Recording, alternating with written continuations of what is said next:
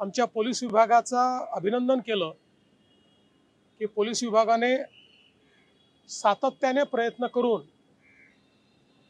महाराष्ट्रामध्ये माओवाद हा जवळपास संपुष्टात आणला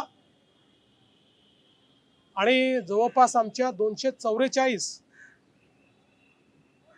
पोलिसांनी हा माओवाद संपवण्याकरता शहीदी दिली।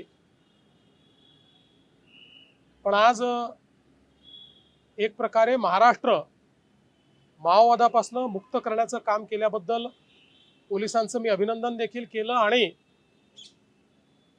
ज्या ज्या लोकांनी किमान 3 वर्ष C60 हा जो आपला फोर्स आहे माओवादाच्या विरुद्ध लढणारा त्यामध्ये काम केलेलं आहे त्या सगळ्यांना C60 मेडल हे देण्याचा निर्णय आज या ठिकाणी मी घोषित केला आहे।